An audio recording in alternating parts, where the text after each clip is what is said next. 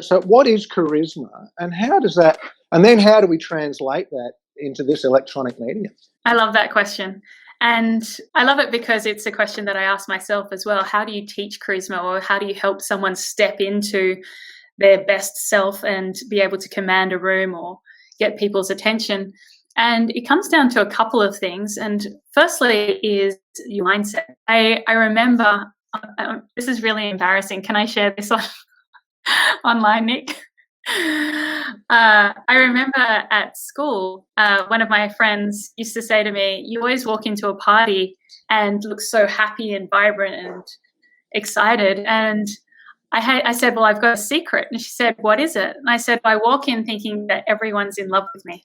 Now, I'm not suggesting that you walk into your business meetings thinking that everyone's in love with you, but I think that you have to set yourself up knowing that you are valuable and that you have knowledge to offer, or you can help people, or that you've got an agenda that needs to be carried out, a bigger purpose. So when you commit inside to working on something that's bigger than yourself, then that instantly gives you a drive that isn't just about you. So that's one part. It's just getting that mindset right and knowing why you're in the room. The second part are skills.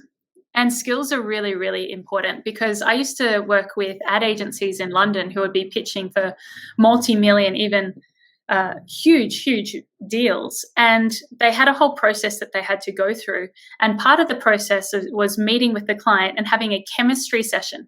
And I would meet with them after they'd had this chemistry session. Chemistry session is essentially, do we get on with the client, or does the client get on with us? And I'd be brought in. They said, "Look, we just didn't connect." And I said, "Well, that is not okay. That is not okay that you don't connect, because human behavior is so methodical. It's process driven. It's a formula." So, for example, I use the process communication model, which Bill Clinton is also trained in. He's a big advocate of, which is a set of skills that comes from NASA that looks at different personality styles and how we behave under pressure and how we prefer to communicate. And so as soon as someone walks in front of me, even by the lines on their face, Botox is throwing a spanner in the works, but even by their smile lines, or their thinking lines, or their discerning lines, I can tell how they prefer to communicate. And in that instant, I will either I'll take away my vocal tone. I'll just be monotone if I'm talking to someone who's very structured, especially if they've got glasses or lines across their forehead. I will take away the animation. If I see someone with smile lines, these ones, I go, "Hey, what's up? How are you going?" So you're constantly shifting and adapting to who you see. So those skills are extremely important. And Richard Branson is a great example. He's met a lot of my clients and they all love him, whether they're facts, data, structure, timing people, whether they're highly energetic, fun people, or whether they're about money, status, or reward, or have strong opinions, values, and beliefs. He's incredibly adaptable.